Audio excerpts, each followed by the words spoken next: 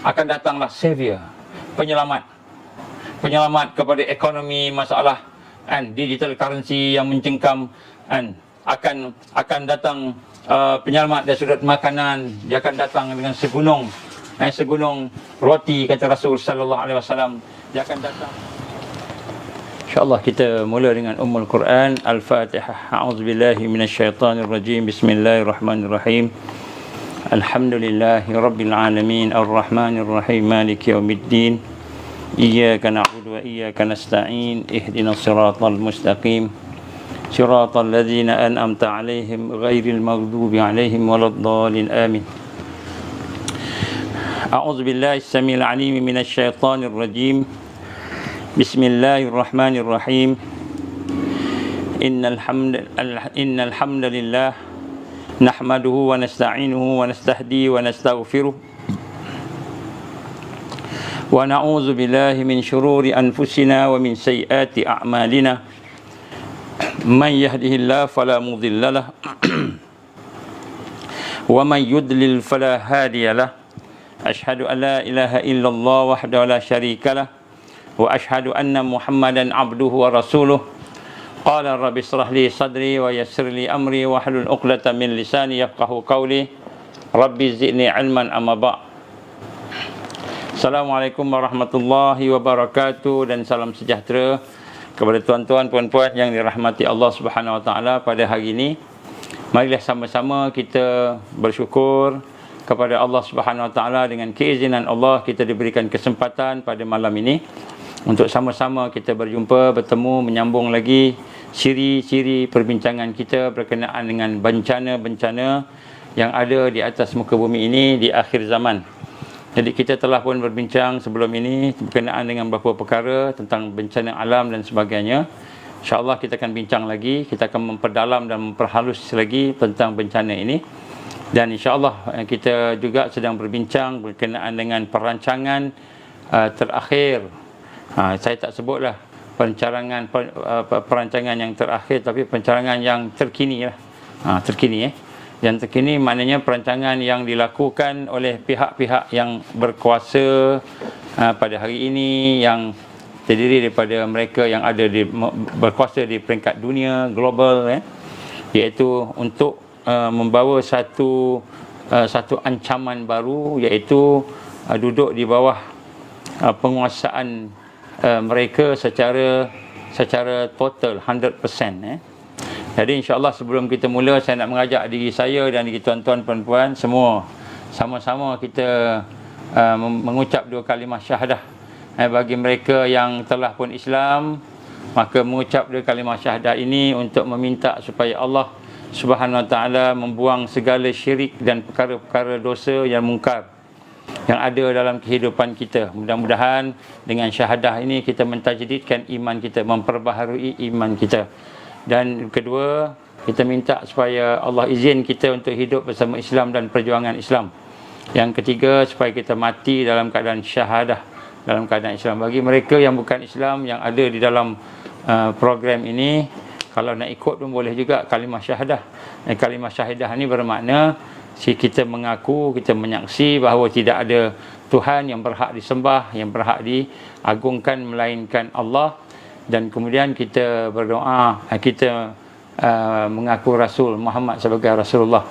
Kalau nak baca pun boleh sama-sama. Mudah-mudahan Allah lembutkan hati kita, memberikan petunjuk hidayah. Sebab ada pengalaman kawan-kawan kita yang bukan Islam yang bila dia ikhlaskan hati dia, dia serahkan diri dia kepada God, kepada Tuhan, dia kata, ya Tuhan, kalau engkau ada, engkau cari, engkau jumpakan aku dengan kau. Macam itu kan, doa dia macam itu. Ya Tuhan, oh God, if you exist, can please let me find you. Biar diberikan kepada aku supaya aku boleh jumpa dengan kau, boleh berjumpa dengan agama yang kau redha. Jadi doa macam itulah, tak kira lah macam mana kita doa pada Tuhan yang sebenar. Jangan doa pada Tuhan-Tuhan yang lain kan, doa yang sebenar. The real God kan, the real God. Pada orang beriman, Allah. Bismillahirrahmanirrahim. Bismillahirrahmanirrahim. Bismillahirrahmanirrahim. Asyhadu an la ilaha illallah wa asyhadu anna Muhammadar Rasulullah. Asyhadu an la ilaha illallah wa asyhadu anna Muhammadar Rasulullah. Asyhadu an la ilaha illallah wa asyhadu anna Muhammadar Rasulullah. Allahumma salli ala sayyidina Muhammad wa ala ali sayyidina Muhammad kama shallaita ala sayyidina Ibrahim wa ala ali sayyidina Ibrahim wa barik ala sayyidina Muhammad wa ala ali sayyidina Muhammad kama barakta ala sayyidina Ibrahim wa ala ali sayyidina Ibrahim fil alamin innaka Hamidum Majid. Tuan-tuan, puan-puan, alhamdulillah, marilah sama-sama kita menghidupkan perasaan kasih sayang kita kepada Rasulullah sallallahu alaihi wasallam, kepada ahli keluarga baginda, kepada para sahabat baginda, kepada para pengikut sahabat, kepada pengikut sahabat, seterusnya kepada para guru-guru kita, ulama-ulama yang muhakkikin, ulama yang muktabar, dan kemudian seterusnya sampailah kepada kita. Kita nak panjangkan rasa kasih sayang mesra kita dengan baginda Rasul sallallahu alaihi wasallam dan mereka yang mengikuti perjuangan baginda sehinggalah ke akhir zaman, sehinggalah ke akhir hari terakhir kiamat. Tuan-tuan, puan-puan rahmat Allah Subhanahu Wa Taala, marilah kita rendahkan diri kita, minta ke Allah, ya Allah, janganlah jadikan dosa aku, jangan jadikan syirik aku, janganlah jadikan jahil aku, janganlah jadikan kehinaan aku, lalai aku, malas aku, segala perkara yang buruk, ya Allah, janganlah jadikan perkara-perkara itu sebagai menghalang hidayah-Mu. Ya Allah, janganlah jadi keburukan yang ada pada kami ini, ya Allah, sebagai penghalang taufik-Mu, penghalang rahmat-Mu, penghalang barakah dan penghalang ma'unah dan karamah-Mu. Ya Allah, minta ke Allah. Kita minta supaya Allah berikan kepada kita kekuatan hidayahnya, taufiknya. Kita amat memerlukan kepada hidayah Allah Subhanahu Wa Taala itu, insya-Allah. Tuan-tuan rahmat Allah Subhanahu Wa Taala, pada hari ini kita akan sambung sikit berkenaan dengan Great Reset. Great Reset iaitu salah satu daripada bencana yang besar. Bismillah. Izinkan saya minum air sikit tekak kering. Bismillah.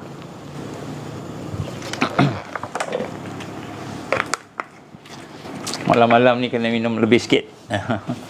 Jadi kita nak membincangkan tentang Great Reset yang sebenarnya dirancang oleh musuh-musuh Allah.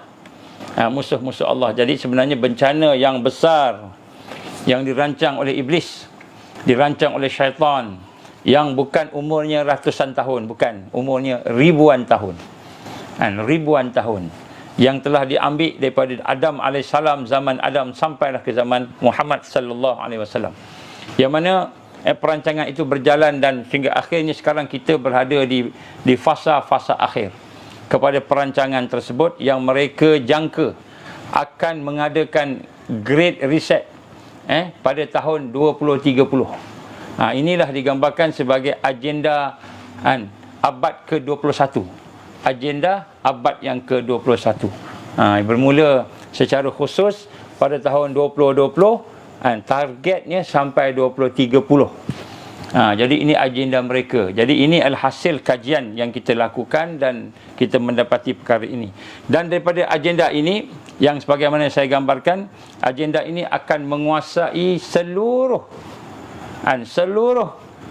kehidupan manusia dari pelbagai aspek. Sebab dia nak datang kepada manusia ini daripada depan, belakang, kanan dan kiri, kata iblis. Dia nak datang depan, belakang, kanan, kiri, maknanya seluruhnya. Maka dia akan membina keancaman daripada seluruh kehidupan kita. Antaranya yang kita nampak ialah ekonomi. Dia akan menjadikan ekonomi ini dikuasai oleh mereka. Bila kata ekonomi ini, kehidupan. Makan, minum, nak beli makan, trading, kerja, jobs, semua itu ekonomi. Dan kemudian dia akan mengancam juga dari sudut kedaulatan negara. Kedaulatan negara pun dia akan ancam.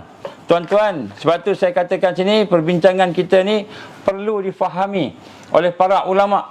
Perbincangan kita perlu difahami oleh para umara, terutamanya majlis raja-raja, terutamanya para sultan, yang saya yakin mereka pun ada dapat berita-berita ini. Cumanya bagaimana solusinya, bagaimana nak buat Dia tak ada tu. Hak tu dia tak ada. InsyaAllah saya yakin dia tak ada. Kalau dia ada, tentu tak jadi apa yang kita nampak pada hari ini. Dia tak ada. Jadi kedaulatan negara, kedaulatan raja-raja, kedaulatan sultan, kedaulatan agung yang di Pertuan Agong, semuanya akan terancam. Begitu juga ancaman dari Great Reset ini akan sampai kepada ancaman dari sudut keselamatan dan undang-undang. Keselamatan dan undang-undang, dan ancaman dari sudut kelestarian hidup alam sekitar, ancaman dari sudut pendidikan dan kebudaya kemanusiaan, dan akhir sekali ancaman dari sudut agama. Ancaman dari sudut agama yang benar. Dan digambarkan oleh Rasulullah sallallahu alaihi wasallam bagaimana kita ni akan mengikut apa yang mereka rancang itu sejengkal demi sejengkal. Kita akan duduk bawah perancangan dia itu sejengkal demi sejengkal, sehasta demi sehasta. Dan kemudian sehinggalah sampai mereka bawa masuk dalam lubang biawak. Dalam lubang biawak pun akan masuk juga. Apa masuk lubang biawak? Dah masuk dalam lubang biawak ni, nak keluar tak boleh dah. Dia dah ikat kita, dia dah pegang kita. Itu maksudnya. Maka ditanya oleh sahabat, "Ya Rasulullah, apakah mereka Yahudi dan Nasara?" Maka Nabi menjawab, "Siapa lagi kalau bukan mereka? Yahudi dan Nasara." Ini adalah hadis riwayat Imam Bukhari dan Muslim. Jadi tuan-tuan, maka mereka telah pun merancang pelbagai perkara. Antaranya saya dah sebut dah fasa-fasa yang semalam tu, saya sebut fasa-fasanya secara ringkas. Daripada kajian kita, sebenarnya kita dah bentang perkara ni sejak tahun 2016 secara makro, kemudian 2011 secara umum, kemudian secara detail sikit 2016, 2020, 2021, lebih nampak lagi perkara yang berlaku tu, seperti virus sebenarnya 2016 kita cakap dah kan, bila Bill Gates dah sebut pasal biological weapon, kita dah sebut dah biological weapon. Sebelum tu lagi 2010 Rockefeller Foundation dah cerita dah tentang biological weapon. 2010 dia mengeluarkan dia punya report dia, laporan dia. Business Network, World Business Network. Baik, jadi sini kita lihat kita dah membincangkan perkara tersebut. Kita ulang balik, dan dalam fasa-fasa itu secara ringkas saya sebut kat sini, mereka bukan sahaja nak kuasai ekonomi, nak kuasai kedaulatan negara, nak kuasai kedaulatan undang-undang, nak menguasai raja-raja, nak menguasai pendidikan, bukan sahaja nak menguasai sistem tadi, tetapi yang lebih penting, mereka nak menguasai setiap individu yang ada di atas muka bumi ini, setiap individu. Sebab itulah di dalam fasa-fasa yang saya menggambarkan kepada tuan-tuan, kita telah bincang pada fasa yang ketujuh semalam. Saya sambung lagi. Fasa ketujuh ni kita nak sebut bagaimana mereka telah di peringkat fasa ketujuh ni, mereka telah pun menguasai yang pertama sekali minda manusia. Minda manusia mereka dah kuasai dah, ilmu yang kita belajar tu, yang kita dah belajar sampai PhD, sampai universiti, daripada sekolah tadika, sekolah pendidikan pra sekolah, daripada kita kata tadikanya, taskanya, taskinya dan sebagainya, sampailah kepada universiti, sampailah kepada PhD, sampailah kepada ilmu yang ada pada kita pada hari ini. Minda kita, ilmu kita telah di reset, dikuasai. Jadi manusia ni dia reset nombor satu dengan ilmu. Dengan ilmu. Sebab tu bila kita tengok orang-orang yang menjajah ni mengikut perancangan syaitan, dia bukan hanya sekadar jajah pergi bunuh tempat, gampas tempat orang, ambil tak. Dia bentuk manusia yang dia nak bentuk selepasnya. Apa manusia yang dia nak bentuk selepasnya? Dia nak bentuk manusia-manusia yang digambarkan sebagai manusia yang mengikut order baru dunia, mengikut order baru dunia. Contohnya manusia yang bersifat sekular, manusia yang bersifat apa ni kita gambarkan liberal, plural, macam-macam jenis, nihilis, jadi macam-macam. Jadi itu semua kita lah yang dididik. Mula-mula tuan-tuan, Great Reset ni jangan kita tengok ekonomi, tak. Mula-mula Great Reset dia bermula dengan ilmu kita, pengetahuan kita. Sehingga hari ini kita berkilat, otak kita berkilat, ada ilmu yang banyak, PhD, tapi hati kita rosak. Otak kita berkilat, tapi tidak boleh nak dihubungkan dengan iman kepada Allah, nak dihubungkan dengan akhirat, tak boleh nak hubung. Jadi otak kita sekadar berfikiran dunia sahaja. Kalau pakar ekonomi, ekonomi dunia, tak sampai akhirat. Tidak ada konsep ihsan, tak ada. Kalau hutang mesti ada riba, mesti ada bunga. Contoh. Kalau engineer tu fikir macam mana nak buat benda-benda yang ada keuntungan di dunia sahaja. Contohnya lah. Jadi maknanya education kita dipegang dulu, education kita ni. Education kita ni dipegang. Sehingga orang-orang yang ada pada hari ini begitu taksub dengan educationnya. Kenapa belajar? Kenapa belajar sampai universiti? Kerana dapat kerja yang baik, supaya saya boleh dapat kedudukan yang tinggi. Kan? Jarang sangat orang yang belajar sampai universiti, sampai PhD, supaya apa? Supaya saya lebih kenal Allah, supaya saya boleh mengabdikan diri kepada Allah, supaya saya boleh menjadi hamba Allah yang baik, boleh berabudiah dengan baik. Tak ada. Adalah seorang dua agaknya. Jadi nak sebut kat sini sistem pendidikan. Nombor satu, dia dah reset dah pemikiran kita ni. Pemikiran kita ni dah reset dah. Sehingga ilmu yang ada pada kita semua dia tapis. Dia tapis dah ilmu. Kalau medical, ilmu yang dia nak, ilmu yang sangkut paut dengan biochemistry. Sakit, ubatnya ini. Apa ubatnya? Pil. Pil apa? Chemical reaction. Bismillah. Kalau medical. Tak ada dah nak guna Tibun Nabawi. Tak ada dah. Kecuali orang yang belajar Tibun Nabawi lah. Kalau arus semasa mana ada, tak ada iktiraf. Belajar Tibun Nabawi, tak iktiraf. Belajar tentang natural, daripada natural, tak ada iktiraf. Belajar homeopati, tak ada iktiraf. Belajar bekam, tak ada iktiraf. Bekam darah diharamkan pula, tak boleh. Jadi ilmu medik kan hanya sekadar ilmu Rockefeller punya foundation, Rockefeller punya syllabus. Saya minta maaf lah kalau ada medical doctor kat sini. Itu hakikatnya. Engineering belajar setakat untuk develop dunia aja. Develop dunia tanpa mengira sifat ihsan dan sebagainya. Jadi nombor satu ni, ilmu kita ni telah di reset. Daripada asalnya dulu reset awal, kalau orang yang beriman berilmu, makin dia berilmu, makin dia khasyatillah, makin takut pada Allah. Makin berilmu, makin takut dengan Allah, makin bertakwa kepada Allah, makin menjadi baik. Makin berilmu, makin tunduk bagai padi. Makin berisi, makin tunduk, tawaduk. Ini tak. Makin berilmu, makin dia makin besar. Sampai ada keluar statement daripada kalangan ustaz-ustaz kita. Dulu dia kata, masa zaman Nabi dulu, mana ada PhD? Dia kata macam itu. Mana ada PhD? Dia belajar PhD hadis. Dia belajar PhD usuluddin. Belajar PhD bagian fiqh. Mana dulu ada PhD? Tidak ada. Sekarang aja ada. Jadi sekarang ni lebih baik daripada dulu. Subhanallah walhamdulillah wala ilaha illallah Allahu akbar. Sampai macam itu. Ada sebahagian ustaz-ustaz kita, tak semua. Dia bangga dengan PhD dia.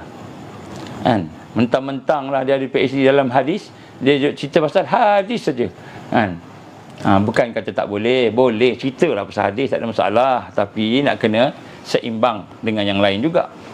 Baik. Jadi maknanya nombor satu, riset dari sudut ilmu. Kita nampak benda yang sekular. Tengok sesuatu tak boleh nak hubung dengan iman, dengan Allah. Tak boleh hubung dengan akhirat. Ini nombor satu. Sehingga rosak hari ni. Kalau dia pakar bahagian sains, dia terror bahagian sains. Itu pun dia bahagian tu je. Lepas tu bahagian akidah dia rosak. Itu yang dikata ubat boleh menyembuhkan pakcik. Pakcik kena makan ubat ni. Kalau pakcik tak makan ubat, pakcik akan sakit sampai mati. Kena makan ubat ni. Kenapa? Ubat ni lah yang menyembuhkan. Maka datanglah akidah Qadariyah. Akidah Qadariyah. Ubat boleh menyembuhkan. Dah tak jadi dah Ahlus Sunnah wal Jamaah. Tak jadi dah. Ini ilmu. Mula-mula riset manusia tu, dia riset ilmu dulu. Ilmu. Bila ilmu dah, otak mental kita dah fikir dia terpisah daripada iman, terpisah daripada akhirat, maka datanglah ketakutan ilmu. Dia akan ancam ilmu. Lepas tu dia ancam fizikal. Ni sekarang ni dia ancam fizikal pula. Dia kata apa? Dia kata setiap penyakit kan ada ubatnya yang telah ditentukan. Kalau ubatnya tak dapat, tak ada. Macam COVID-19 ada ubat tak? Tuan-tuan, COVID-19 ada ubat tak? Kata WHO, tak ada ubat. Habis apa yang ada? Vaksin. Vaksin apa? Untuk bagi imuniti kita, antibody kita meningkat, akhirnya boleh lawan vaksin. Lawan virus. Dia kata vaksin. Ubat tak ada, tapi kena ambil vaksin. Sebab vaksin akan stimulate imuniti kita. Habis lain-lain tak ada, lain-lain tak ada. Kan? Kajian tentang ivermectin disekat. Dia sekat. Kajian tentang Tibun Nabawi disekat. Kajian tentang Ayurveda and Chinese medicine, traditional natural party, homeopathy disekat. Tak boleh. Tak boleh. Ini semua bukan ubat. Ubatnya hanyalah kita meningkatkan imuniti. Tapi bila kita kata tingkatkan imuniti dengan cara lain, dia tak terima. Dia terima dengan vaksin sahaja. Ini arus perdana WHO hari ini. Jadi fizikal kita diancam. Jadi diancam dengan kepahaman-kepahaman yang telah diselewengkan. Dan kemudian sebab itu kita sebut, maka mereka telah mengancam itu, dan mereka telah memecah belahkan kita. Mereka menyemarakkan pengkhianatan. Tuan-tuan, banyak yang memimpin adalah pengkhianat. Sebab tu macam-macam masalah hari ini timbul. Macam-macam masalah. Dia akan ni adalah fasa-fasa saya sebut semalam. Saya nak sambung lagi. Kemudian antaranya fasa yang ketujuh saya sebut ialah dia menguasai mental kita, dia menguasai fizikal kita. Sekarang dia nak menguasai spiritual kita pula, iman kita pula, hati kita pula dia nak menguasai. Dia nak menguasai itu pula. Sebab itulah kita lihat pada tahun 2022, tahun depan, maka mereka akan sampai kepada fasa untuk melaksanakan pecah belahkan terutamanya Muslim, terutamanya mukmin. Bismillah. Dengan platform-platform yang ada, mereka buat platform. Antaranya mereka akan mengenengahkan satu agama baru. Agama baru dia apa? Disebut Milah Abraham. Apa Milah Abraham ni? Agama yang menggabungkan antara Yahudi, agama Jewish, agama Christianity dan juga agama Islam. Jadi tiga-tiga ni adalah agama yang berasal daripada Nabi Ibrahim alaihissalam. Maka dikata oleh kerana yang Nabi Ibrahim yang mengasaskan tiga-tiga agama ini, yang dipanggil Abraham, maka kita kena kembali balik kepada Millah Ibrahim, dia kata. Sistem agama Ibrahim, agama yang Hanif. Supaya apa? Supaya kita tak bergaduh antara Yahudi, antara Kristian dengan antara orang Islam. Kita tak bergaduh. Tuan-tuan, saya nak tanya, orang Kristian dengan orang Islam bergaduh tak? Tak bergaduh. Yang bergaduh tu Zionis je. Yang bergaduh tu Zionis. Orang Islam dengan orang Yahudi bergaduh tak? Tak bergaduh. Yang bergaduh tu Zionis. Sebab tu ulama menggambarkan yang musuh tadi tu ialah Zionis. Zionis tu, Yahudi yang dimaksudkan ialah Zionis. Mereka yang ganas berpendirian politik tadi. Maka mereka nak memperkenalkan suatu agama yang disebut Milah Abraham, ataupun agama Ibrahim yang disatukan tiga agama besar ini. Dan kemudian lepas itu mereka akan menggabungkan agama-agama yang lain. Dia tak cukup sekadar Jewish, Yahudi, Kristian dan Islam digabungkan. Mereka nak gabung juga agama-agama yang lain. Hindunya, Buddhanya, Buddhisnya, agama Buddhanya, agama-agama yang lain lah, banyak lagi agama lain. Jadi maka bila dijadikan agama itu, maka dia akan membentuk satu agama yang baru, iaitu disebut sebagai gabungan agama-agama, dipanggil New Age Religion ataupun One World Religion. yang mana HQ-nya, ibu pejabatnya akan dilancarkan pada tahun 2022 tahun depan di Abu Dhabi di UAE. Ini disebut milah Abraham. Saya tak tahu dengan fatwa-fatwa yang lain, tapi fatwa daripada Kerajaan Negeri Johor, Jabatan Agama Islam, alhamdulillah, dia telah mengharamkan milah Abraham ini. Telah mengharamkan, ada fatwanya, ada gazetnya, ada dia punya telah digazetkan sebagainya. Jadi nak sebut kat sini tuan-tuan, inilah yang akan dibentang pada fasa ke-7, sebab mereka bukan sahaja nak menguasai minda kita dengan ilmu yang telah dipesongkan, ilmu yang telah diselewengkan, dan kemudian fizikal yang juga telah diselewengkan. Mereka nak menyelewengkan pula hati, jiwa-jiwa spiritual yang ada. Maka mereka akan menggunakan platform agama baru ini untuk mengiktiraf hanya mereka yang bersama dengan one world religion, atau yang bersama dengan agama-agama Abraham, milah Ibrahim ini. Maka mereka lah sebenarnya orang yang sebenarnya diiktiraf, yang diiktiraf. Maka yang lain daripada itu mereka akan kata sebagai sesat. Kalau kita nak Islam aja, tak nak gabung-gabung ni, maka sesat. Sebab apa kita tak nak gabung-gabung, tuan-tuan? Dalam Quran kata apa? Wala talbisul haqqa bil batil. Allah firman dalam surah Al-Baqarah, jangan kamu campurkan al-haq dan batil. Jangan campurkan. Maknanya tak boleh bergabung. Tapi adakah bila kita tak bergabung, kita bergaduh? Tak boleh bergaduh. Kita bukan nak memerangi siapa-siapa. Kita bukan nak memaksa orang masuk Islam. Tidak. Tetapi dia buat situasi seolah-olahnya, kan, orang yang tak nak bergabung ni jahat. Orang yang tak nak bergabung jahat. Sedangkan bergabung itu adalah haram di sisi Allah Subhanahu Wa Taala. Wala talbisul haqqa bil batil. Jangan kamu campurkan al-haq dan batil. Jelas Allah sebut di dalam Al-Quran surah Al-Baqarah. Jangan campur-campur, tak boleh. Qul ya ayyuhal kafirun la a'budu ma ta'budun wala antum 'abiduna ma a'bud wala ana 'abidum ma 'abadtum wala antum 'abiduna ma a'bud lakum dinukum waliyadin. Jelas Allah kata, agama kamu, agama aku tak boleh gabung. Dalam ayat yang lain Allah kata apa?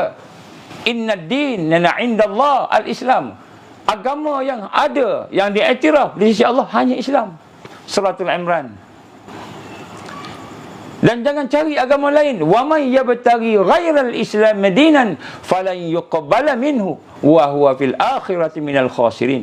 Siapa-siapa yang cari agama selain daripada Islam, cari agama lain, gabung-gabung sebagainya, falan, maka sekali-kali sampai bila tidak akan diterima.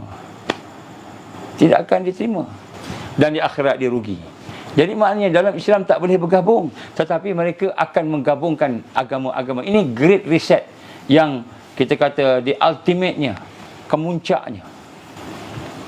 Mereka akan menggabungkan ini, dan di sini menjadi alasan untuk dia menyesatkan lebih ramai.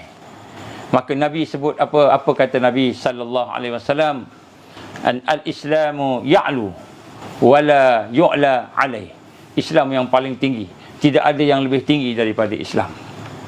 Dan Allah Subhanahu Wa Taala menggambarkan kepada kita satu ayat yang cukup baik. Fama za ba'dal haqq illa ad-dhalal. Maka selain daripada al-haq al-Islam, selain daripada agama yang Allah turunkan tadi, illa ad-dhalal, semua itu sesat. Jadi ini adalah great reset yang akan berlaku, di mana pada masa itu umat Islam akan dipaksa untuk bergabung dengan agama-agama lain.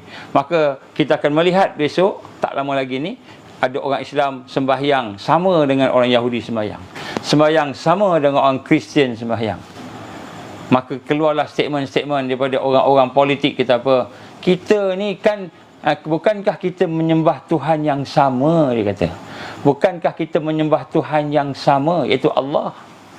Mana sama? Orang Islam Tuhannya hanyalah Allah, mentauhidkan Allah. Orang Kristian dia ada Allah juga, dia ada Ruhul Qudus, dia ada juga Jesus sebagai Tuhan, Son of God, dia kata ni Tuhan juga. Yahudi pun ada Tuhan lain, Uzair dikata Tuhan. Yahudi pun ada Tuhan lain juga. Uzair anak Tuhan, dia kata. Tuhan juga, macam mana Jesus anak Tuhan, kata orang Kristian. Buddha lagi pula kan. Begitu juga Hindu, lagi banyak Tuhan. Jadi mana satu Tuhan ni? Hanya Islam saja yang mentauhidkan Allah. Jadi Great Reset, fasa ketujuh, dia akan merosakkan akidah umat, sehingga umat akan keliru. Kan, apa salah berdoa ramai-ramai? Apa salah berdoa ramai-ramai? Kan, mula-mula orang Islam baca, imam baca doa Bismillahirrahmanirrahim. Lepas tu orang padri pula baca doa, oh Jesus. Lepas tu orang-orang Yahudi pula baca doa Haleluya dah, sebagainya lah, macam-macam. Saya pun tak tahu macam mana dia baca doa. Kan, kita pun baca doa mengiktiraf, kita aminkan pula. Jadi fasa ketujuh, kan, mereka akan mula menghancurkan gerakan-gerakan Islam, menghancurkan kuasa-kuasa Islam. Itu Great Reset yang akan dibuat. Maka untuk melaksanakan itu, maka mereka akan mulakan dengan Peace Convoy. Dia akan mulakan dengan Peace Convoy. Kan, konvoi keamanan yang telah pun bermula pada tahun 2015. Dah mula dah sebenarnya. Kan, yang mana pada platform itu akan diumumkan keharmonian dengan berkat keamanan, keharmonian sebagainya, Dialogue of East and West. Dialogue of East and West. Maka antara diskusi-diskusi mereka untuk nak reset akidah, orang-orang Islam ini, yang pertama dia kata religious pluralism and freedom of belief. Yang pertama sekali, discussion antara dialog East dan West ini, kita nak membincang tentang kesamarataan agama dan kebebasan di dalam beriman. Kebebasan dalam beriman. Jadi dia akan suruhlah seorang ustaz ni cakap, kita ni kena tidak dipaksa beragama. Maka dia pun keluarkan ayat la ikraha fiddin. Tidak ada paksaan dalam agama. Maka kita kena meraihkan agama lain. Kita tak boleh gaduh-gaduh dengan agama lain. Siapa yang gaduh dengan agama lain ni? Kemudian yang lebih hebat lagi, kita kena iktiraf agama lain sebagai benar. Kerana apa? Mereka ada keyakinan mereka sendiri, kita ada keyakinan kita sendiri. Nampak macam betul, tapi rupa-rupanya pluralisme, menyamaratakan agama. Kemudian poin yang kedua ialah akan ada usaha-usaha inisiatif untuk membetulkan pengalaman supaya kita boleh hidup secara aman sama-sama, coexistent, peaceful coexistent dan tolerance. Maka pada masa itu, siapa yang tak boleh hidup sama-sama gabung agama ni, siapa yang tak boleh toleran dalam beragama ni, maka dia akan dilabel sebagai pengganas dan sesat. Tuan-tuan yang tak mau menggabung, menyamaratakan agama, tuan-tuan akan dipanggil sebagai sesat. Ni poin kedua dalam Peace Convoy. Ni disebut ni, saya bacakan aja ni. Kemudian dia akan sebut role of religion, peranan agama itu in supporting citizenship and consolidating. In supporting citizenship and consolidating, maknanya dia kata apa? And role of religion ni, sebenarnya religion, agama ni kan menyokong kepada pembangunan one world government, citizenship, one world citizen. Saya seorang rakyat dunia. Dan juga consolidating human principle, iaitu kita nak kena satukan kita kata pahaman-pahaman, prinsip-prinsip kemanusiaan yang ada pada semua orang. Ini adalah liberalisme, liberal. Ada tak benda yang Islam tak boleh bersama dengan yang lain, yang batil tadi? Ada tak? Ada. Kalau tak ada, tak sama. Apa beza Islam dengan yang lain? Bismillah.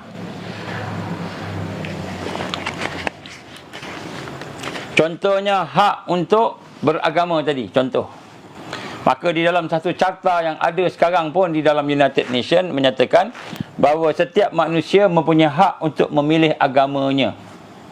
Maka termasuklah anak-anak. Maka anak-anak juga berhak untuk memilih agamanya.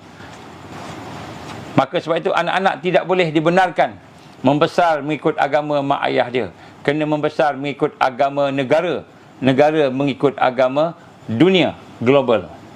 Maka tak boleh dah hantar ke sekolah tahfiz, tak boleh dah hantar sekolah agama, tak boleh dah hantar ke sekolah mana. Kenapa? Kalau kita hantar ke tahfiz sekolah agama, kita paksa anak kita menganut agama Islam, kata dia. Maka kita kena bebaskan anak-anak, kena duduk di dalam suasana yang bebas pemikirannya, jiwanya, sehingga akhirnya umur 18 tahun, umur 21 tahun, mereka akan pilih agama mana yang dia nak pilih. Maka global telah mengambil alih tanggungjawab mak ayah sebagai pendidik kepada anak-anak dia. Habis dah, tak ada. Ini adalah poin yang ketiga, misi kepada peace convoy yang akan dibuat.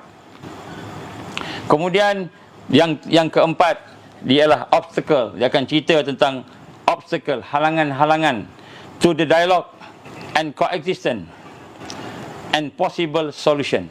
Dia akan kata apa dia halangan-halangan untuk menjadikan agama yang bersatu ini. Halangan-halangan untuk nak menyatakan pluralisme, kesamarataan agama. Halangan-halangan untuk menyatakan liberalisme, menerima pendapat-pendapat yang lain. Contohnya Islam kita boleh terima LGBT contohnya. LGBT boleh terima. Kenapa? Itu hak dia. Dia nak kahwin dengan sama laki-laki, kahwin perempuan-perempuan, apa salah dia kata begitu. Maka apa halangan-halangan untuk nak menimbulkan agama-agama tadi? Halangan itu akan ada solutionnya. Dia akan bagi solution. Apa dia? Siapa yang bersama kami, maka dia adalah friends kita, kawan kita, rakan kita. Siapa yang tidak bersama, mereka enemy, mereka sesat. Jadi tuan-tuan, siapa yang nak mentauhidkan Allah bakal menjadi orang yang sesat ketika sekiranya mereka benar-benar melaksanakan konvoi ini. Konvoi ini datang ke negara kita. Kalaulah menteri agama kita tak tahu, tak perasan, kalaulah ulama kita tak perasan, akhirnya orang yang mentauhidkan Allah akan dianggap sebagai sesat. Orang yang mentauhidkan Allah akan dianggap sebagai sesat. Dan akhirnya orang yang sesat itulah orang yang digambarkan sebagai teroris, dan orang yang teroris itu akan dirampas hartanya, boleh diambil nyawanya, boleh ditangkap dan dibunuh. Bismillah.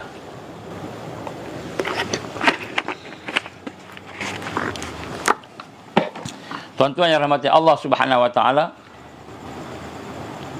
itu antara 4 main discussion point yang ditulis di dalam dia punya pergerakan dia, dan akan berlaku ke seluruh dunia. Dan inilah great reset yang akan dilakukan, yang mana hasil daripada ini, great reset ini, maka mereka akan menjadikan orang Islam berpecah dua.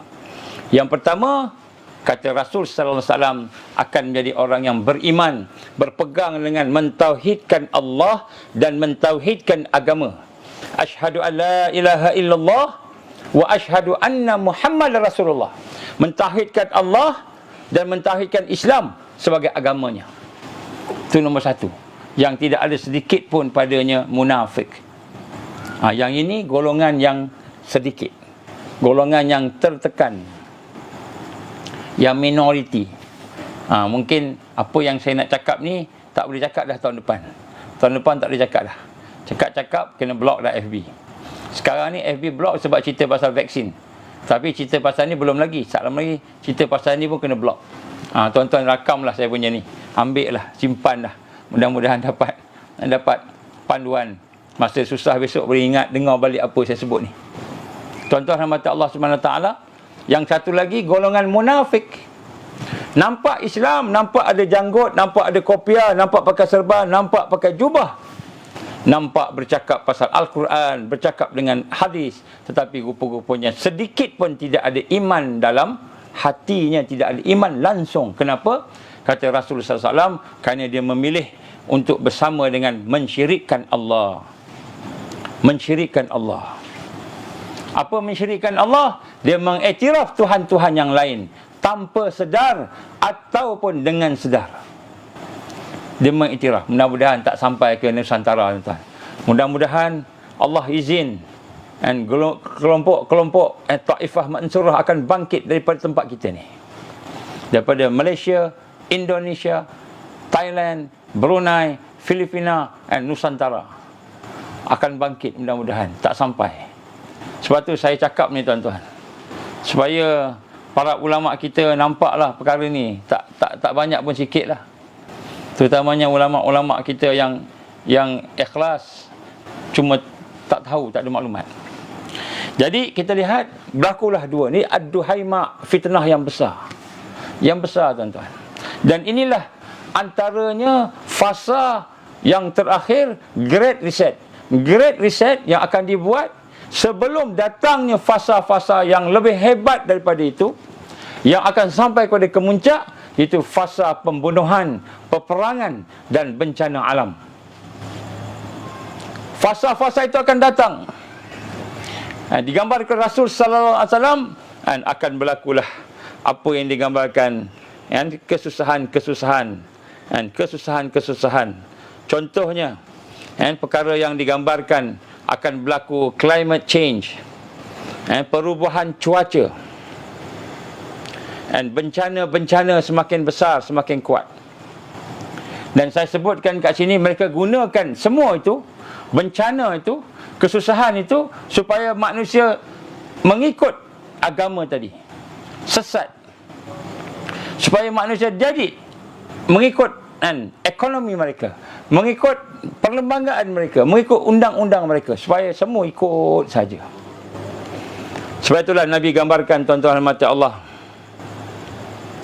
bagaimana dalam hadis-hadisnya Rasul sallallahu alaihi wasallam menggambarkan akan berlaku sebagai tanda-tanda kiamat itu, azab dari sudut gempa bumi dan sebagainya. Hari ni kita baru jumpa banjir. Itu pun dah kelang kabut dah. Banjir pun dah kelang kabut dah tuan-tuan. Ini pun belum banjir besar. Ni ada banjir apa ni gelombang kedua ni. Gelombang kedua ni. Nabi sallallahu alaihi wasallam telah bersabda daripada Abu Hurairah radhiyallahu anhu, qala Rasulullah sallallahu alaihi wasallam, yaqul, katanya, telah bersabda Nabi, tidak akan datang kiamat sehingga banyak terjadi gempa bumi. Banyak terjadi gempa bumi. Dalam hadis yang lain, Nabi sallallahu alaihi wasallam telah menyatakan, kami telah diriwayatkan oleh Salamah bin Nufail As-Sukuni radhiyallahu an, kami sedang duduk bersama-sama dengan Rasulullah sallallahu alaihi wasallam, maka Nabi pun menyebut, sebelum terjadinya hari kiamat akan terdapat kematian yang mengerikan, dan sesudah itu akan terjadi tahun-tahun gempa bumi. Hadis riwayat Imam Ahmad. Jadi Nabi gambarkan akan berlaku banyak kematian-kematian yang mengerikan. Apa yang mengerikan? Antaranya kematian-kematian mendadak. Tiba-tiba tengah berdiri, pop, jatuh, mati. Rupa-rupanya salur darah dekat otak pecah. Tengah buat kerja, tengah bersukan, tiba-tiba jatuh, mati. Mati tiba-tiba. Tengok-tengok rupanya jantungnya tersumbat. Itu tak termasuk lagi yang aksiden. Digambarkan oleh seorang kawan kita, tak payahlah sebut namanya. Salah seorang daripada kawan dia tengah bawa truk Hilux bersama kawan seorang duduk sebelah. Kawan dia agaknya letih, duduk baring-baring, tidur tak tidurlah, nyenyak-nyenyak gitu, lelap tak lelap gitu. Kawan itu bawa kereta, tiba-tiba masuk bawah langgar. Rupanya dia meninggal ketika sedang driving. Tengah driving meninggal, bukan tertidur, meninggal. Kematian yang tiba-tiba berlaku ni, hari ni dah berlaku. Maka Nabi gambarkan, sebelum terjadinya kiamat akan terdapat kematian-kematian yang mengerikan, dan sesudah itu akan berlaku tahun-tahun gempa bumi. Tahun-tahun gempa bumi. Tuan-tuan, bila sebut gempa bumi ni, sebenarnya sejak daripada tahun 2020 tu, dah banyak dah gempa bumi berlaku. Skala gempanya tu, Richternya tu ada berbagai-bagai. Ada yang 6.4 gempa bumi yang berlaku di wilayah Xinjiang tahun Januari 2020. 20 hari bulan Januari 2020, 6.4 skala Richter. Xinjiang gempa bumi. Kemudian di wilayah Jiaxi, wilayah Kashgar, and juga berlaku gempa bumi.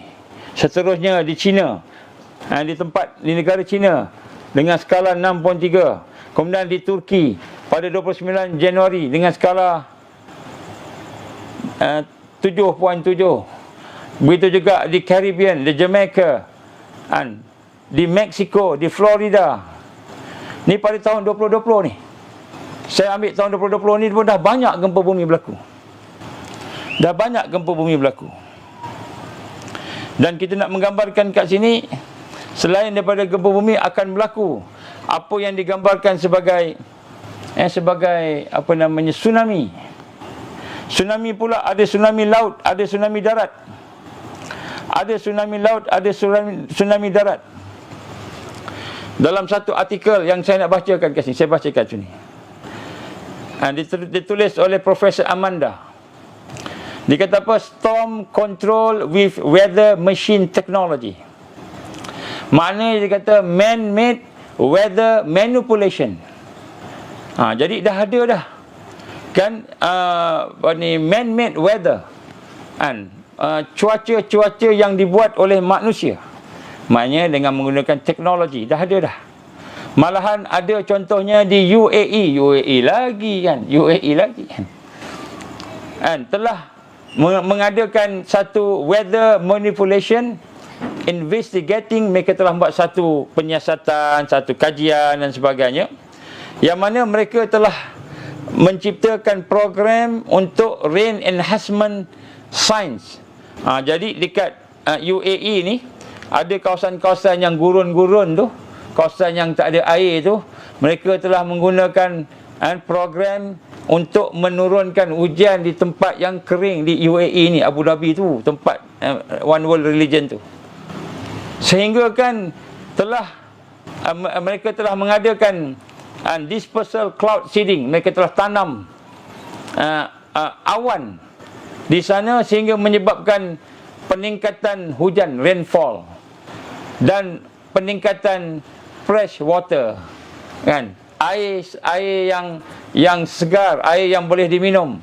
Ni UAE. Jadi disebut sini ada weather machine technology. Kemudian ada juga disebut storm control for climate change. Ada satu mesin yang telah dibuat atau dikaji. Antaranya ialah daripada National Ocean and Atmospheric Administration, NOAA, di mana mereka telah mengkaji bagaimana nak suppress hurricane, ribut taufan. Dia nak suppress, nak lemahkan dia, ataupun nak buat hurricane. Jadi hurricane yang datang daripada Laut Cina Selatan ni, kan yang datang dulu pun ada juga taufan, bukan tak ada zaman dulu kan. Tapi zaman dulu taufannya kan datang, lepas tu habis. Banjirnya kawasan pantai timur. Ini Kuala Lumpur banjir, Shah Alam banjir, tak pernah banjir, teruk macam gitu. Dulu mungkin titik air lah kot sekejap. Sekarang ni semua Seri Muda habis. Sekarang ni pula dah mula lagi, di Pahang lagi, tak habis-habis banjirnya. Jadi rupa-rupanya ada alat-alat yang boleh untuk membina hurricane, membina taufan. Ada alatnya. Dia panggil storm control for climate change. Dia ada alat tu. Kemudian bubbles for hurricane suppression. Dia boleh suppress hurricane, dia boleh buat hurricane. Hurricane ni apa? Angin pusar tu, tornado tu. Puting beliung. Puting beliung ke bahasa kita? Jadi dah ada dah. Ini berita-berita yang terbaru. Tuan-tuan boleh tengok dalam internet banyak. Saya cuma pick up daripada internet je, tengok apa yang dah buat teknologi. Contohnya, salah satu kajian juga, dia menceritakan tentang China, negara China. And China is launching. China akan melancarkan weather control machine. China akan melancarkan mesin yang akan mengawal cuaca across an area of size Alaska, sebesar saiz Alaska. Alaska tu dia buat satu untuk menguasai. China is launching the world largest weather control machine. The world largest. Ini yang kita tahu. Yang kita tak tahu lagi besar daripada ni. And wallahu a'lam.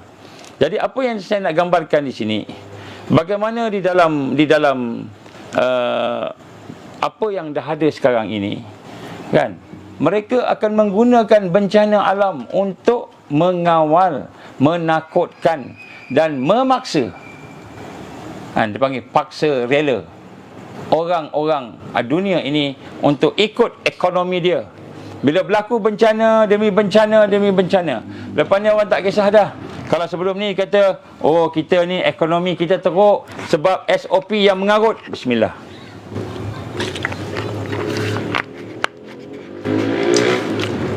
Kita punya ekonomi teruk sebab SOP yang mengarut. Sebelum ni, oh ekonomi kita teruk sebab kan COVID-19. Sebelum ni, ramai mati sebab suntikan. Sebelum ini ataupun sekarang ni. Lepas ni tak ada orang boleh cakap dah. Kenapa? Banjir di sana, banjir di sini, gempa bumi di sana, gempa bumi di sini, taufan di sana, taufan di sini, tanah runtuh di sana, tanah runtuh di sini. Bencana demi bencana. Sebelum ni kita kata, oh banjir tak apalah, kita yang duduk dekat rumah tinggi-tinggi ni insya-Allah tak kena. Duduk pula dekat bukit-bukit, bukit aman, kita duduk aman je. Duduk kat bukit aman, duduk dekat bukit mahkota, duduk dekat bukit hill, Eco Hill, duduk dekat bukit Malawati. Kita ni bukit-bukit semua tak kena dah. Banjir ni orang rendah-rendah macam di TTDI Shah Alam banjir. Macam di Seri Muda banjir kita kata. Macam di Hulu Langat tenggelam. Kan Masjid Al-Ihsan tenggelam, tempat saya bagi kuliah duha. Allah izin tenggelam. Nampak dia punya bumbung aja. Di Pahang, di Kelantan tenggelam. Kita kata kita duduk tempat tinggi, bukit-bukit ni tak kena. Tiba-tiba kena pula tanah runtuh. Tiba-tiba kena pula tsunami tanah daripada Singapura. Tsunami-nya bentuk tanah beralih. Gempa bumi jatuh, datang tsunami tanah, habis. Runtuh tanah. Orang dekat tempat bukit-bukit pula kena. Kita ingat, duduk bukit tak kena. Kita pun duduk tingkat tinggi sikit. Rupa-rupanya kena tanah runtuh. Lagi teruk. Kena gempa bumi. Lagi teruk. Mereka telah ada alat untuk kontrol cuaca. Kalau mereka boleh suppress cuaca. Suppress ni apa? Suppress ni maknanya mengurangkan kesan-kesan tornado, hurricane, taufan, puting beliung ataupun gempa bumi. Tentulah mereka boleh menguatkannya. Asalnya tak pernah gempa bumi, tiba-tiba janda baik bergegar. Janda baik di Pahang bergegar. Lepas janda baik tiba-tiba Gombak pula bergegar. Gempa bumi, tanah runtuh. Dulu tanah runtuh dengarnya di Cameron Island agaknya. Sekarang bukan lagi Cameron Island. Di bukit antarabangsa tanah runtuh. Tanah runtuh di Kuala Lumpur. Tanah runtuh di Thailand. Jadi tuan-tuan rahmati Allah, saya nak tunjukkan di sini mereka telah ada perkara-perkara tersebut. Ada seorang hantar pada saya klip video movie Geostorm. Geostorm, Geostorm nama movie. Tengok trailer cukup lah. Tak payah tengok movie dia, tengok trailer. Dia gambarkan ada alat yang boleh mengawal cuaca. Itu gambaran masa depan lah. Bila masa depan? Inilah sekarang ni. Maka ada alat-alat, contohnya High Frequency Active Auroral Research Program, HAARP, HARPS. HARP ni antara alat-alat yang teknologi-teknologi yang ada pada hari ini. Jadi tuan-tuan perempuan yang berkata Allah Subhanahu Wa Taala, mereka akan menggunakan bagaimana saya sebut tadi, ketakutan, kematian, pembunuhan. Kalau sebelum ni kita kata ini semua DJ punya masalah ni. Kita ni macam ini, hospital lah apalah, kita salahkan kementerian itu, kementerian ini. Selepas ini kita akan lihat tak boleh nak salah siapa-siapa. Dia kata ini natural, tetapi manusia takut. Manusia bertambah takut. Manusia bertambah kosong. iman mereka, hati mereka, sehingga akhirnya mereka akan mengikut kepada Great Reset tadi. Mereka akan follow Great Reset. Mereka akan follow Great Reset. Sehinggalah apabila bertambahnya peperangan pula. Lepas ni peperangan, peperangan nuclear war, mungkin akan menyebabkan dukhan, yang akan menyebabkan juga food crisis, akan menyebabkan water crisis, krisis air, krisis makanan, krisis ekonomi. Dan setelah semua kesusahan demi kesusahan, termasuklah perpecahan tadi, maknanya fasa ketujuh ni dia akan maksima. Gempa buminya maksima, bencana alamnya maksima, food crisis maksima, penyakit maksima, maka manusia akan tercari-cari di mana penyelesaiannya, kerajaan-kerajaan dunia, kerajaan negara-negara akan dilihat lemah. Hari ini di Malaysia, orang dah mula melihat kelemahan kerajaan yang ada. Kerajaan lemah, banjir baru dekat Shah Alam pun dah tak boleh nak buat apa-apa dah. Macam-macam. Kemudian lepas tu, bukan saja itu, digambarkan Nadma yang dilantik, dibayar gaji semua, tak buat kerja. Macam-macam lah cerita saya nak dengar, yang kita boleh dengar sekarang ni. Maknanya kerajaan disalahkan, sebagainya disalahkan.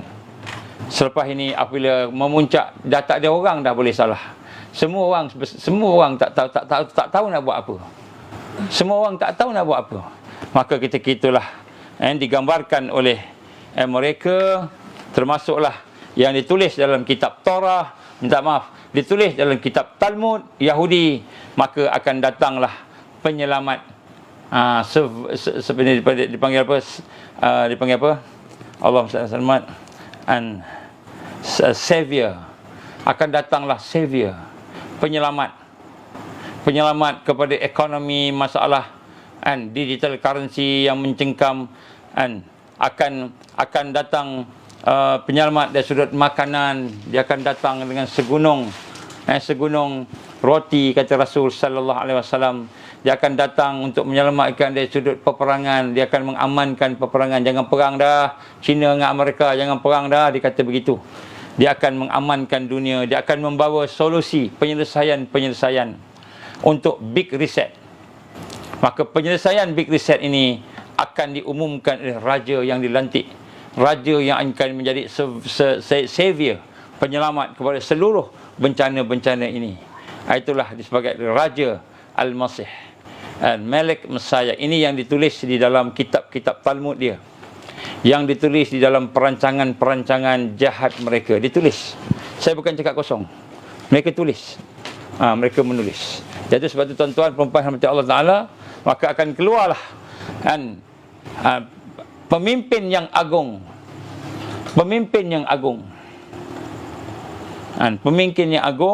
Dan pada masa itu kita akan melihat manusia akan berpecah kepada dua. Yang pertama bersama-sama dengan pemimpin agung tadi dan dunia yang nak diselamatkan, dan yang kedua bersama dengan Islam, mukmin. Tapi yang bersama dengan mukmin ni tak ramai. Hanya orang yang boleh mentauhidkan Allah dan mentauhidkan Rasulullah, iaitu al-Islam, maka mentauhidkan Islam, maka dialah yang akan selamat. Tunggu Elizabeth mati. Mungkin Elizabeth pun akan mati. Tak mustahil, dia dah tua dah pun. Kemudian King Salman pun akan mati. King Salman mati nanti. Jadi tuan-tuan, maknanya dah terlalu dekat. Bila nak berlaku ni? Tahun 2022 ke, 23 ke, 24 ke, 25, 26 tu, wallahu alam, kita tak tahu. Tapi proses je begitu. Prosesnya itu Big Reset. So apabila Big Reset telah sampai kepada peringkat itu, maka dia akan memimpin dunia di seluruh aspek. Dia akan menggunakan berbagai cara lah. Sebab itulah antaranya ialah kita kata bencana alam. Sebab tu tuan-tuan, kita kena aspek akan ada bencana alam lagi ni. Bukan tak cukup banjir yang dah ada sekarang ni, tak cukup ni. Ni sikit lagi, kita boleh senyum lagi. Dia sampai peringkat nak senyum pun tak boleh.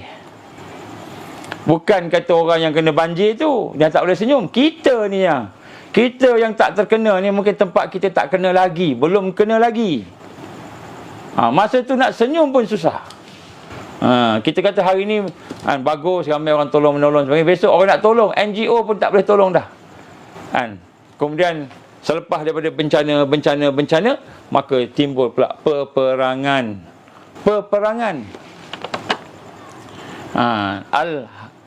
Al-harju, peperangan, pembunuhan. Tuan-tuan, big reset dia datang bersama bencana. Kenapa dia datang bersama bencana? Kerana dia nak ubah sistem. Dia nak suruh orang lain jangan ikut dah sistem yang ada pada hari ini. Kita tak nak dah sistem hari ini, kita nak sistem baru. Maka orang yang susah, ekonominya susah, kan, ada masalah ekonominya, ada masalah kesihatannya, ada masalah kehidupan budayanya, ada masalah agamanya, berperang pula. Ustaz-ustaz bergaduh sama sendiri, imam-imam bergaduh sama sendiri, kan, seorang nak pilih one world religion, seorang pula nak pilih agama Islam sahaja, tak nak bergabung-gabung. Jadi ustaz pun bergaduh, semua pening kepala ni. Semua aspek diserang. Maka ketika itu dia datang menawarkan sistem yang baru, big reset. Jadi sebab itu tuan-tuan, bila tuan-tuan melihat gempa bumi semakin banyak, banjir makin banyak, tanah runtuh makin banyak, mungkin lepasnya akan berlaku peperangan pula, pembunuhan pula, jenayah pula. Masa ketika itu, jangan kita ingat kita selamat lagi, tak. Sebab itu saya bagi amaran kepada diri saya sendiri dan kepada diri tuan-tuan, termasuk pertubuhan Islam. Kalau kita rasa kita nak bersama dengan Al-Islam, nak bersama dengan mentauhidkan Allah, bersama mentauhidkan Islam, hanya mengambil Islam sebagai ad-din, maka bersedialah untuk berhadapan dengan bencana-bencana yang sebenarnya ditujukan kepada kita. Great Reset sebenarnya bukan dunia yang dia nak. Dunia dah ikut dah. Orang yang tak nak ikut tu yang dicari. Jadi sebab itulah tuan-tuan mubarak rahmati Allah Subhanahu Wa Taala, kita kena faham akan perkara ini sebelum terlambat. Jadi sebab itu saya nak gambarkan kepada tuan-tuan mubarak rahmati Allah Subhanahu Wa Taala. Bagi mereka yang bergerak dengan dakwah, buatlah dakwah dengan semaksimal yang boleh. Bagi mereka yang bergerak dengan tarbiyah, gerakkanlah tarbiyah dengan semaksimal yang boleh. Bagi mereka yang menggerakkan perjuangan jihad fi sabilillah, gerakkan jihad dengan semaksimal yang boleh. 3 sunnah ini, dakwah, tarbiyah dan jihad ini adalah merupakan sunnah taifah mansurah. Jadi sebab itu tuan-tuan rahmati Allah, tujuan saya ceritakan bencana demi bencana, dan sebenarnya banyak lagi kalau nak sebut ni, tapi saya tak nak sebut banyak-banyak, selagi kita pula tak boleh tidur malam ni. Bukan nak menakutkan, tapi nak memberikan kabar gembira. Apa kabar gembira? Di sebalik bencana-bencana, di sebalik Great Reset, berkata Syekh, apa nama Syekh ni? Ahmad Yasin rahimallah, seorang yang saleh, hidup dalam dakwah, hidup dalam tarbiyah, hidup dalam perjuangan jihad fi sabilillah di Gaza, di Palestin, di Baitul Maqdis. Dia telah mengeluarkan satu kenyataan, satu tafsir berdasarkan ilham yang diberikan Allah Subhanahu Wa Taala, ilmu yang ada pada dia, berdasarkan realiti dia hidup di dalam perjuangan yang kita kata yang besar. Maka dia telah mengatakan, insya-Allah tuan-tuan puan-puan, mereka merancang untuk buat big reset, bermula daripada 2025 full control sampai 2030. Ni mereka rancang. Saya sebut mereka rancang, bukan kita buat ramalan, cocok logi, bukan. Ni mereka rancang, memang ada dalam perancangan mereka tu. Mereka rancang 2025, 2030 untuk mengawal dunia secara habis-habisan, insya-Allah, sebelum sempat 2030, 2028, sebelum sempat 2028, insya-Allah Allah akan berikan kemenangan kepada Islam. Ini berita yang saya nak sampaikan. Allah akan beri kemenangan kepada Islam. Tapi orang tak nampak lagi. Mana orang nampak? Ramai majoriti tak nampak lagi, tuan-tuan. Majoriti nampak banjir aja. Dia nampak banjir. Dia nampak tanah runtuh. Dia tak nampak banjir tanah runtuh tu tanda-tanda bencana akan semakin hebat dan tanda-tanda kita akan menang. Islam akan menang. Islam akan menang. Ini nak sebut ni. Ini bukan cucuk logi ni, tuan-tuan. Orang Indonesia panggil cucuk logi. Apa yang cucuk pun saya pun tak tahu. Bismillah. Saya sebut 2030 kerana itu adalah permulaan agenda 2030. Abad 21 mereka rancang 2020, 2030 ni mereka nak overturn satu dunia. Jadi Great Reset ni yang mereka rancang daripada 2020 sampai 2030. Dia nak rancang Great Reset. Maknanya 2030 ni perancangan jahat Yahudi, Zionis, Iblis yang di belakangnya tadi. 2030 dia dah totalitarian, kontrol semua. Ustaz-ustaz yang tak ada maklumat ni, para alim ulama tak ada maklumat ni, insya-Allah saya bersedia untuk bincang-bincang. Saya boleh tunjukkan dia punya fakta dia berdasarkan perancangan jahat mereka. Ini bukan saya cakap saja-saja, ini bukan cucuk logi ni. Ini adalah apa yang mereka sebut dalam perancangan mereka. Kenapa mereka sebut? Sebab Allah gambarkan mereka ini sombong dan takbur. Mereka yakin mereka boleh menang. Allah gambarkan istikbara. Mereka ni orang yang sombong. Dengan sebab kesombongan mereka, ketakburan mereka, mereka merancangkan membuat perancangan-perancangan jahat. Dan dia dedahkan pada kita. Jadi pada malam ini tuan-tuan dah terdedah sedikit lah. Tapi tuan-tuan kena faham, ilmu yang tuan-tuan dapat ini tidak akan dibiarkan oleh musuh-musuh Islam, terutamanya syaitan dari jin dan manusia. Sebab tu tuan-tuan kena pada mula malam ini, dengan ilmu yang kita ada ini, kita wajib kita berusaha mengenal Allah, mendekati Allah, bersama Allah, hidup bersama Allah. Hidup bersama Allah ni bukan sunat, wajib. Macam mana nak hidup bersama Allah? Kita kena mengenal Allah. Kena mengenal Allah, tuan-tuan. Sebab kalau kita tak kenal Allah, bila datang bencana, yang kita nampak bencana aja. Yang kita nampak susah, yang kita nampak payah, yang kita nampak menderita, yang kita nampak kesakitan, yang kita nampak kesusahan. Kita tak nampak itu tanda-tanda kita nak menang dah. Mereka akan keluarkan maksima. Mereka akan belanjakan duit mereka maksima untuk mengeluarkan bencana yang paling hebat sebelum dikeluarkan penyelamat mereka, Savior and King Malik Messiah. Dipanggil Malik Messiah, kan, Raja Al-Masih. Itu bahasa apa dia? Bahasa Hebrew. Malik Messiah ditulis. Jadi sebelum Dajjal datang, kita panggil Dajjal, maka dia akan maksimalkan bencana-bencana tadi, kesusahan-kesusahan tadi. Dia akan maksimalkan. Jadi bagi mereka yang tak boleh nak menjaga diri mereka daripada bencana-bencana yang mula maksimal tadi, maka mereka akan tewas. Mereka akan mencari savior, penjaga-penjaga yang boleh menyelamatkan mereka. Maka datanglah Malik Messiah, datanglah the master of wisdom. The master of wisdom, dia punya perkataan diguna, master of wisdom. Orang yang bijaksana, orang yang memimpin, orang yang ada keturunan raja, orang yang diterima oleh dunia. Maka dia akan bawa penyelesaian.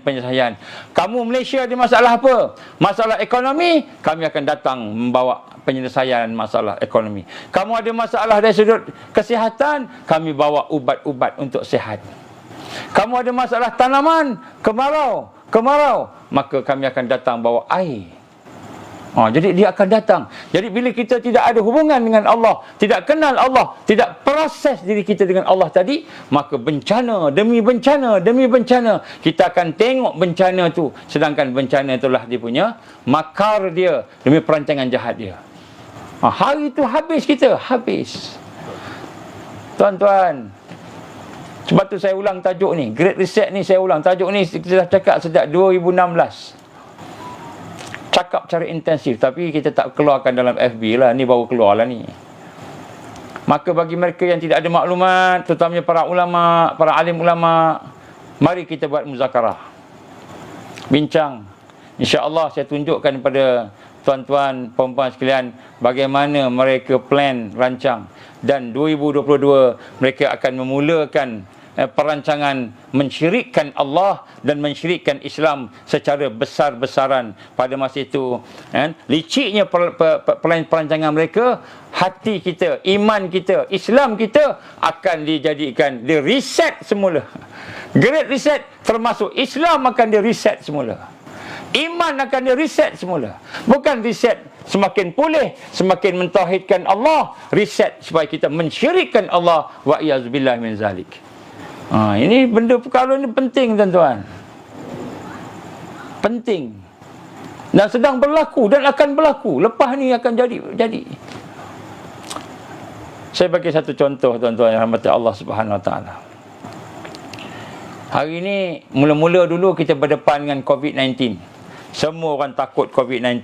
Lepas tu ada vaksin pula. Semua orang bimbang vaksin. Mula-mula vaksin, ambil vaksin. Habis 80%, 90%. Kita pun ada sibuk. Sekarang ni dah ada side effect lah apa. Kita tak nak ambil. Tak boleh nak kena ambil juga. Baik. Lepas ni sekarang ni dah ada masalah COVID-19, masalah virus, masalah suntikan, dan kemudian ada lagi masalah banjir. Tambah banjir. Kita perasan tak? Tambah. Lepas banjir, tanah runtuh pula. Banjir gelombang 1, ada pula gelombang kedua pula. Lepas ni ada masalah-masalah dari sudut gempa bumi pula. Makin naik, bencana makin naik. Nampak tak? Kita perasan tak? Kemudian makin intensif.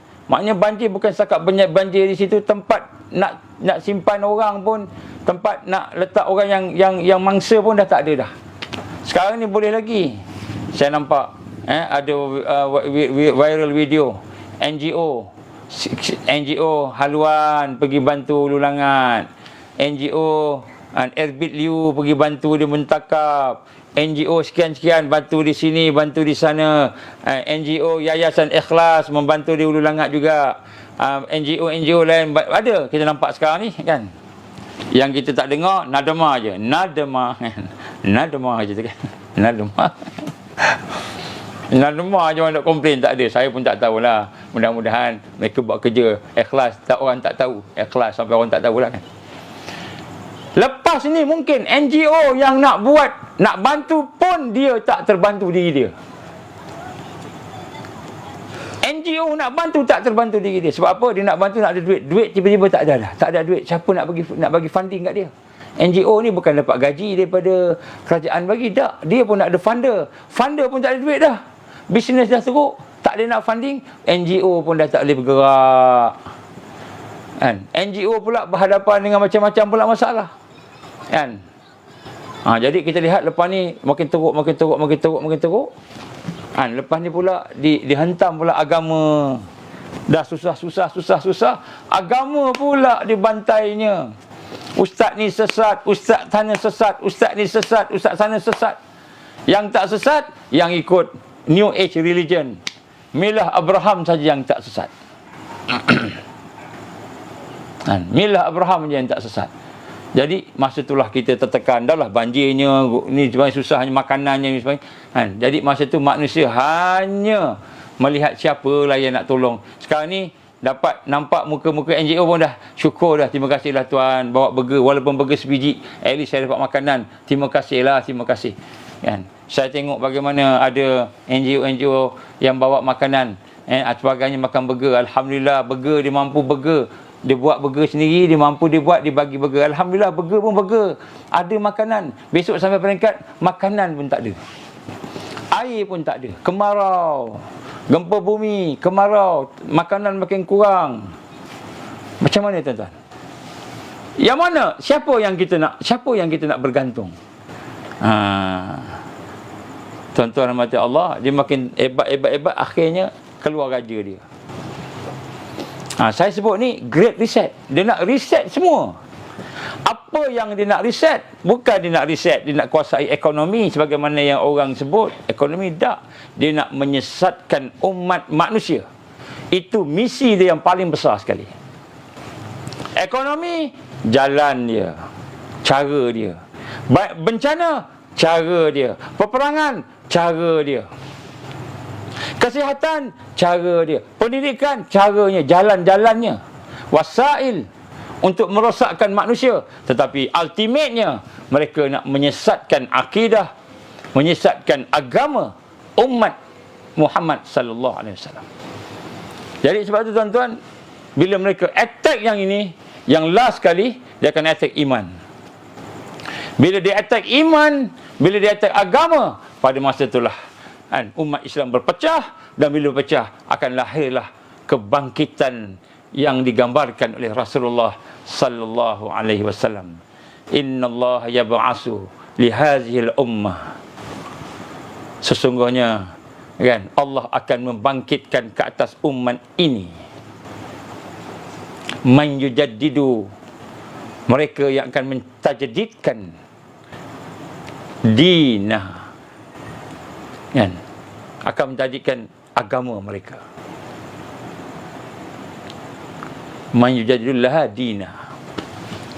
Jadi Allah akan datang masa ketika iman diserang. Tuan-tuan, sebab tu sekarang ni nampak tak Allah ni sayang kat kita? Macam mana Allah sayang kat kita? Dia serang fizikal, dia serang otak lu. Otak sekarang ni ilmu kita. Ilmu kita, kalau kita ikut sekular, kita ikut liberal, kita ikut plural, dia ikut sebagainya yang ada ni, maka kita akan sesat. Tak kira lah kita seorang engineer, seorang medical doctor, seorang accountant, seorang apa pun yang kita dah belajar sama PhD ni, dah belajar ni. Sebab tu saya tak kisah PhD tak PhD, tuan-tuan. Ini semua ilmu mereka ni.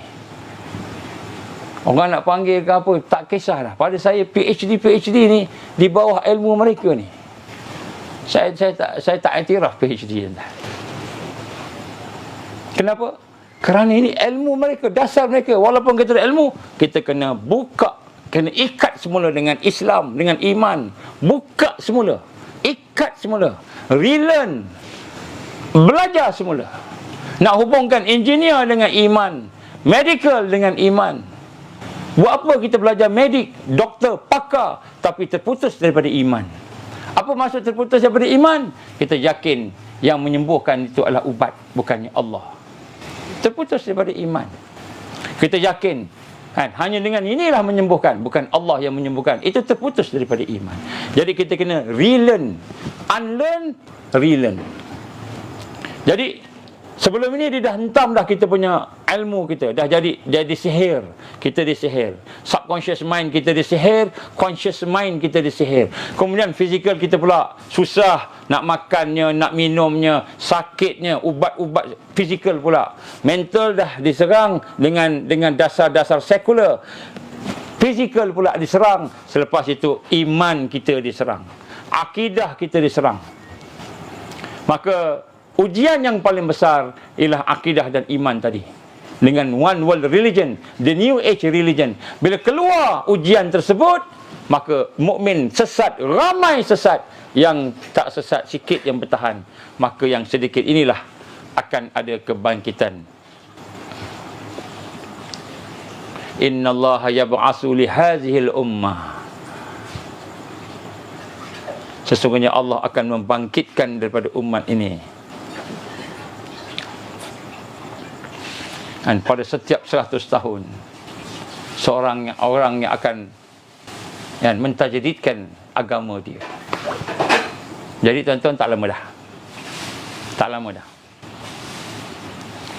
Jadi apa yang sebenarnya sepatutnya kita buat ni, tuan-tuan? Apa yang sepatutnya kita buat? Yang pertama, kita faham perancangan jahatnya Great Reset ni apa. Great Reset ni dia nak reset semua benda, termasuk akidah kita, termasuk agama kita, termasuk ekonomi kita, termasuk kehidupan kita, termasuk negara kita, termasuk raja-raja kita, termasuk undang-undang kita. Dia nak reset semua. Itu maksud hakikat Great Reset. Sehingga kan seluruh makhluk manusia itu dan jin berada di bawah kepimpinan dia, totalitarian, secara menyeluruh, secara total. Itu maksud Great Reset. Jadi bukan hanya ekonomi. Kita ingat ekonomi, oh besok nak ada digital currency, kita nak kena simpan dinar, nak kena simpan dirham. Oh besok ada masalah bencana, kita nak kena duduk tempat-tempat yang tinggi sikit supaya tak banjir. Oh besok ada masalah makanan, kita nak kena prepping makanan. Oh besok ada masalah dari sudut air, kita nak kena prepping air. Besok ada masalah kesihatan, kita nak kena prepping ubat-ubatan. Jadi kita ingat dia terpisah-pisah. Rupa-rupanya yang kita sebut prepping tu sebahagian. Yang paling besar sebenarnya Great Reset, dia nak reset akidah kita, iman kita, dan nak reset Islam yang ada pada kita. Sehingga akhirnya seluruh hidup manusia ini akan duduk di bawah pemerintahan Al-Masih Dajjal. Inilah yang digambarkan oleh Rasulullah sallallahu alaihi wasallam. Inilah yang digambarkan. Sehingga tanah pun diambil, rumah pun dia punya. Digunakan, semua ada. Semua yang ada diguna. Ni tuan-tuan, kita nak faham Great Reset ini dia. Ini dari kacamata Al-Quran, dari kacamata hadis Nabi sallallahu alaihi wasallam. Dan juga dari kacamata kajian-kajian ilmiah yang kita buat. Berdasarkan kepada apa yang mereka sebut dan apa yang mereka rancang. Kenapa kita boleh ambil panduan mereka itu? Sebab mereka sebut perancangan mereka, tuan-tuan.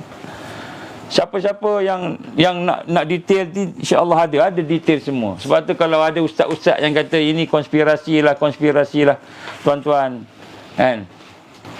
Perkataan konspirasi itu dalam Quran pun ada, tuan-tuan. Kita ni yang naif. Kita berfikir seolah-olah kita duduk di zaman sahabat.